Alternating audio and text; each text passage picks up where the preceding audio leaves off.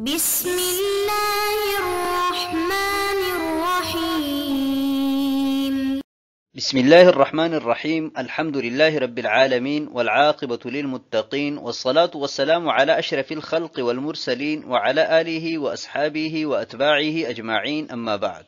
عزیز طلبہ، آج کتاب الہدایہ جو 40 کا سبق نمبر 301 ہے، اور اس سبق میں مثل جنس دعو النسب کے متعلق بات کریں گے، اور کتاب کی عبارت وَإِذَا بَاعَ جَارِيَةً فَجَاءَتْ بِوَلَدٍ سے لے کر وَهَذِهِ دعوة تحریر وغیر المالک لیس من اہلہ تک ہوگی۔ آتے ہیں سبق کے متعلق اصول کی طرف۔ تو اصل نمبر 1، التناقض قد يعفى فی امور قد تخفى، کہ تناقض سے چشم پوشی کی جاتی ہے ان امور میں کہ جو مخفی ہو، یعنی مخفی امور میں تناقض سے چشم پوشی کی جاتی ہے، تناقض کا کوئی اعتبار نہیں کیا جاتا۔ نمبر 2، مبنى الاستیلاد علی العلوق فی الملک وثبوت النسب، کہ باندی کا ام ولد بننا اس کی بنا ملکیت میں علوق پر ہے اور نسب کے ثابت ہونے پر موقوف ہے۔ نمبر 3، الاصل فی الاستیلاد هو الولد والام تبع، استیلاد میں اصل بچہ ہے اور ماں اس کی تابع ہیں۔ نمبر 4، الحق لا يعارض الحقیقہ، کہ حق حقیقت کے معارض نہیں ہو سکتا۔ اصل نمبر 5، المانع فی الاصل یکون مانعا فی التبع، کہ وہ چیز کہ جو اصل میں مانع ہے وہ تبع میں بھی مانع ہوتا ہے۔ والمانع فی التبع لا یکون مانعا فی الاصل، اور جو چیز تبع میں مانع ہوتا ہے وہ اصل میں مانع نہیں ہو سکتا۔ نمبر 6، ما يحتمل النقض لا يعارض ما لا يحتمل النقض، دو چیزیں ہیں، ان میں سے ایک چیز ایسی ہے کہ جو نقص اور ٹوٹنے کا احتمال رکھتا ہے، اور دوسری چیز ایسی ہے کہ جو نقص اور ٹوٹنے کا احتمال نہیں رکھتی۔ تو وہ چیز کہ جو ٹوٹنے کا احتمال رکھتی ہے وہ معارض نہیں بن سکتی اس چیز کے کہ جو ٹوٹنے کا احتمال رکھتی ہے۔ نمبر 7، النسب لا يحتمل النقض والاقرار به اختلف فيه، فلا يحتمل النقض عند الامام رحمہ اللہ تعالی وعندهما يحتمل، نسب ٹوٹنے کا احتمال نہیں رکھتا، اور نسب پر اقرار کرنے میں مشائخ کا اختلاف ہے۔ امام اعظم ابو حنیفہ رحمہ اللہ تعالی کے ہاں ٹوٹنے کا احتمال نہیں ہے، جبکہ صاحبین رحمہم اللہ تعالی فرماتے ہیں کہ اس میں ٹوٹنے کا احتمال ہے۔ نمبر 8، النظر للصغار اصل من اصول الشرع الشریف، کہ بچوں کی رعایت رکھنا معاملات اور حقوق میں یہ شرع شریف کے اصول میں سے ایک اہم اصل ہے۔ نمبر 9، ولد المغرور حر بالقیمت وعلى المغرور العقر ويرجع على البائع في الثمن دون العقر، مغرور کا بیٹا قیمت کے عوض آزاد ہے، اور اسی پر سارے صحابہ کرام رضوان اللہ تعالی علیہم اجمعین کا اجماع ہے۔ اور رجل مغرور پر وتی شدہ عورت کے لیے عقر واجب ہوگا، اور یہ رجل مغرور بائع پر ثمن میں تو رجوع کرے گا لیکن عقر میں رجوع نہیں کرے گا۔ مغرور وہ شخص ہوتا ہے کہ جو ملک نکاح یا ملک یمین کے اعتماد پر کسی عورت کے ساتھ وطی کرتا ہے، اور پھر وہ عورت کسی اور کی مستحق نکل آتی ہے، اور اس وطی کے نتیجے میں جو بچہ پیدا ہوتا ہے اسے ولد مغرور کہا جاتا ہے، یعنی وہ شخص کی جسے دھوکہ دیا گیا ہے اس کا بیٹا۔ اور عقر یہ وہ مال ہوتا ہے کہ جو شبہ سے وطی شدہ عورت کے لیے واجب ہوتا ہے۔ آتے ہیں کتاب کی عبارت کی طرف۔ باب دعوی النسب، یہ باب نسب کے دعوی کے بیان میں ہیں۔ قالوا اذا باع جاریۃ، اور اگر کسی نے باندی فروخت کی، فجاءت بولد فادعاه البائع، پس اس نے بچہ جنا اور بائع نے اس بچے کا دعویٰ کیا، فإن جاءت به لا قل من 6 اشہر من یوم باع، جس دن فروخت کی ہے اس دن سے اگر 6 مہینوں سے کم میں بچہ جنا ہے، فهو ابن للبائع، تو وہ بچہ بائع کا بیٹا ہوگا، وامه ام ولد له، اور اس کی ماں اس کے لیے ام ولد ہوگی، فیفسخ البیع ویرد الثمن، پس بے فسخ کی جائے گی اور ثمن واپس کیا جائے گا۔ وفی القیاس وهو قول زفر وشافعی رحمہ اللہ تعالی، اور قیاس میں جو کہ امام زفر اور امام شافعی رحمہ اللہ تعالی کا قول ہے، دعوته باطلۃ، بائع کے بچے کا دعویٰ کرنا باطل ہے، لأن البیع اعتراف منه بأنه عبد، اس لیے کہ بے پر اقدام کرنا اس کی طرف سے اس کے غلام ہونے کا اعتراف ہے۔ فَكَانَ فِي دَعْوَاهُ مُنَاقِضًا، لہٰذا وہ اپنے دعویٰ میں مناقض ہوگا۔ وَلَا نَسَبَ بِدُونِ الدَّعْوَى، اور بغیر دعویٰ کے کوئی نسب نہیں ہے۔ باب دعوی النسب، یہاں سے نسب کے دعویٰ کے متعلق احکامات کی ابتدا کر رہے ہیں۔ تو پہلا مسئلہ یہ بیان کیا گیا ہے کہ ایک شخص نے کوئی باندی فروخت کی، اور جس دن فروخت کی ہے، مثلا 1 محرم کو اس نے اپنی باندی فروخت کی،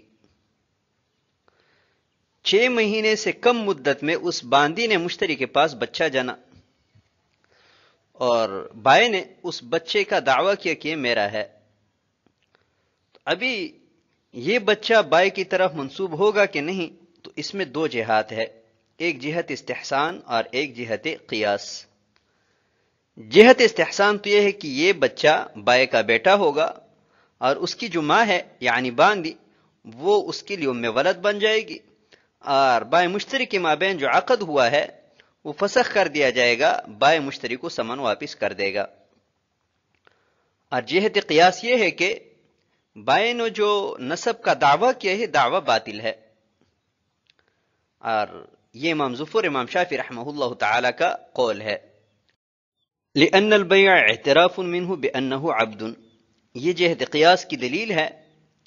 کہ بائے نے باندی فروخت کرنے پر جو اقدام کیا ہے وہ دلالتاً اس بات کا اقرار ہے کہ یہ ام ولد نہیں ہے،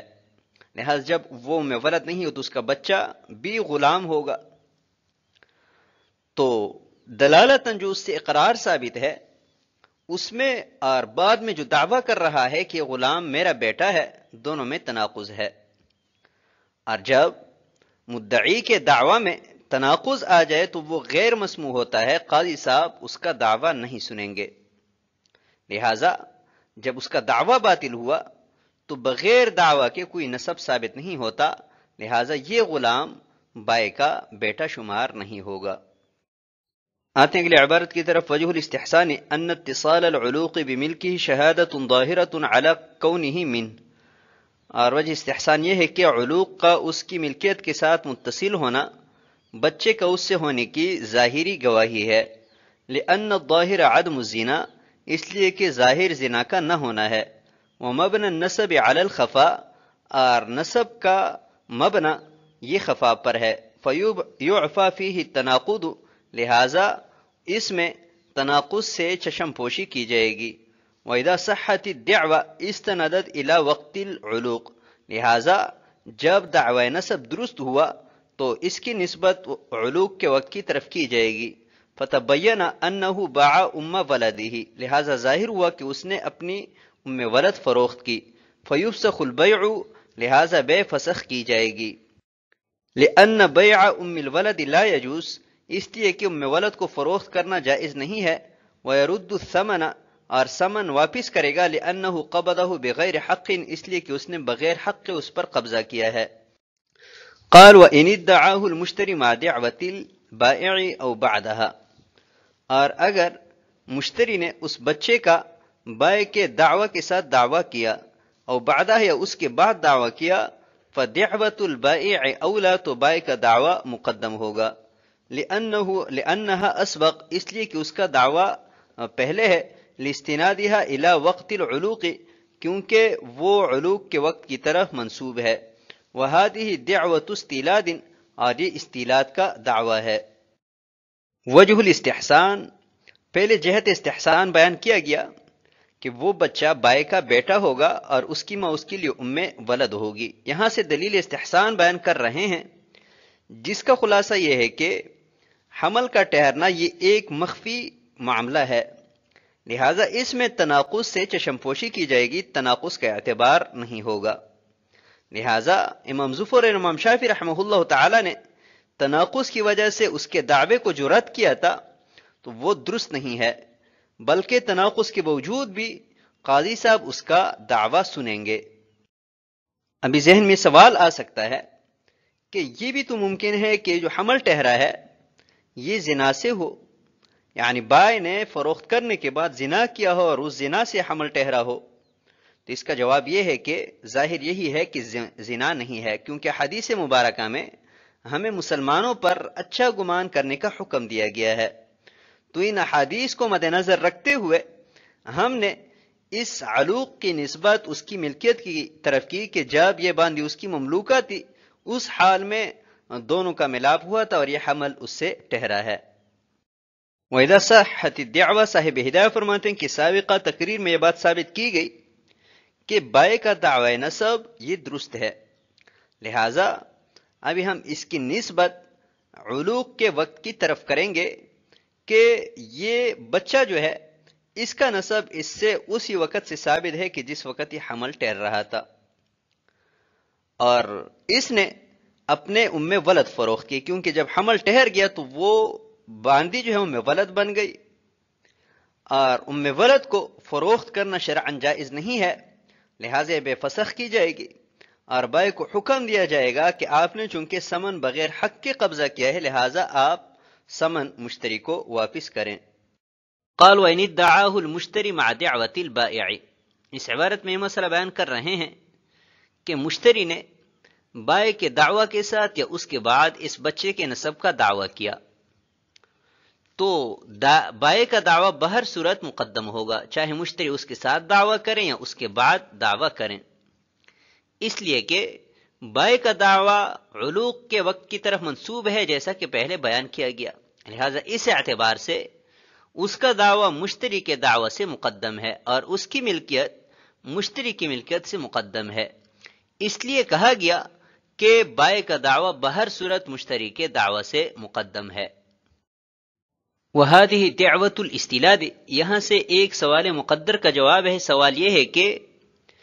بائع کا دعویٰ کیسے درست ہو سکتا ہے اور حالانکہ اس کی ملکیت معدوم ہے، تو غیر ملک میں اس کا دعویٰ کیسے درست ہوا؟ تو اس کا جواب یہ ہے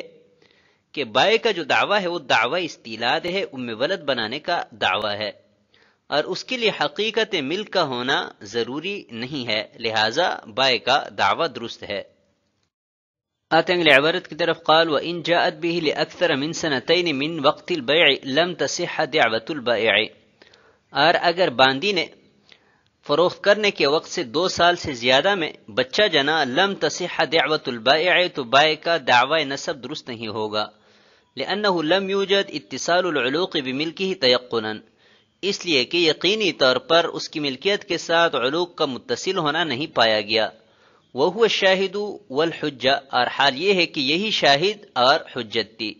الا اذا صدقه المشتری فيثبت النسب، مگر یہ کہ مشتری اس کی تصدیق کریں تو نسب ثابت ہو جائے گا، وَيُحْمَلُ عَلَى الْإِسْتِلَادِ بِالنِّكَاحِ، اور اسے استیلاد پر نکاح کے واسطے سے محمول کیا جائے گا، وَلَا يَبْطُلُ الْبَيْعُ، اور بے باطل نہیں ہوگی، لِأَنَّ تَيَقَّنَّ أَنَّ الْعُلُوقَ لَمْ تَكُنْ فِي مِلْكِهِ، اس لیے کہ ہمیں یقین حاصل ہے کہ علوق اس کی ملکیت میں حاصل نہیں ہوا ہے، فَلَا تَثْبُتُ حَقِيقَةُ الْعِتْقِ وَلَا حَقُّهُ، لہٰذا نہ تو حقیقی آزادی ثابت ہوگی اور نہ ہی حق العتق، وَهَذِهِ دَعْوَةُ تَحْرِيرٍ، اور یہ تحریر کا دعویٰ ہے، وَغَيْرُ الْمَالِكِ لَيْسَ مِنْ أَهْلِهِ، اور غیر مالک اس کا اہل نہیں ہوتا۔ قال وَإِن جَاءَتْ بِهِ لِأَكْثَرَ مِن سَنَتَيْنِ مِن وَقْتِ الْبَيْعِ، جس تاریخ کو فروخت کیا ہے اس کے 2 سال بعد باندی نے بچہ جنا اور پھر بائع نے اس کے نسب کا دعویٰ کیا، تو بائع کا یہ دعوی نسب درست نہیں ہوگا، اس لیے کہ یقینی طور پر یہ بات ثابت ہو گئی کہ جو حمل ٹھہرا ہے اس کی ملکیت کے ساتھ متصل نہیں ہے، اور یہی اس کے حق میں حجت اور شاہد تھا کہ علوق جو ہے اس کی ملکیت کے ساتھ متصل تھا، لہٰذا جب یہ بات ثابت ہو گئی کہ حمل کا جو ٹھہرنا ہے وہ اس کی ملکیت کے ساتھ متصل نہیں ہے، لہٰذا اس کا دعویٰ باطل ہو جائے گا۔ الا اذا صدقه المشتری، البتہ اگر مشتری اس کی تصدیق کرے کہ ہاں یہ آپ کا بچہ ہے، اس کا نسب آپ سے ثابت ہے، تو اس صورت میں نسب ثابت ہو جائے گا اور یہ بچہ اسی کا بیٹا شمار ہوگا اور باندی اس کی ام ولد بن جائے گی، لیکن اس باندی کا ام ولد ہونا یہ بواسطہ نکاح ہوگا تاکہ بائع زنا کی تہمت سے بچ سکیں، کیونکہ شریعت مطہرہ نے ہمیں حکم دیا ہے کہ جہاں تک ممکن ہو مسلمان کے فعل کو اچھے رخ پر ڈالنا چاہیے، اچھے محمل پر محمول کرنا چاہیے۔ ولا يبطل البيع، لیکن بائر مشتری کے مابین جو بے ہوئی ہے یہ بے باطل نہیں ہوگی، اس لیے کہ ہمیں یقینی طور پر معلوم ہے کہ یہ جو حمل ٹھہرا ہے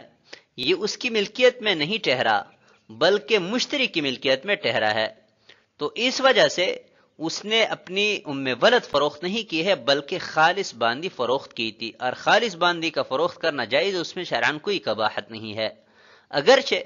مشتری کی ملکیت ثابت ہونے کے بعد اس کے ساتھ اس کا نکاح ہوا ہوگا اور یہ بچہ اس سے پیدا ہوا ہوگا۔ فلا تثبت حقیقت العتق، لہذا جب علوق بائے کی ملکیت میں نہیں پایا گیا تو حقیقت عتق ثابت نہیں ہوگا، یعنی بچہ آزاد نہیں ہوگا، ولا حقہ، اور نہ ہی حق العتق، یعنی باندی آزاد ہونے کی حقدار نہیں بنے گی، ام ولد نہیں بنے گی بلکہ باندی ہی رہے گی۔ وہذہ دعوت تحریر،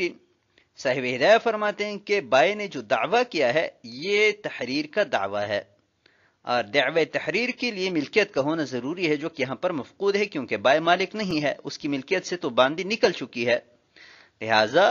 جو مالک ہے یعنی مشتری اس کی تصدیق ضروری ہے، تو جب اس نے تصدیق کر دی تو اس بچے کا بائے سے نسب ثابت ہو جائے گا۔ تو آج کے سبق کو اسی پر ختم کرتے ہیں۔ والسلام علیکم ورحمۃ اللہ وبرکاتہ۔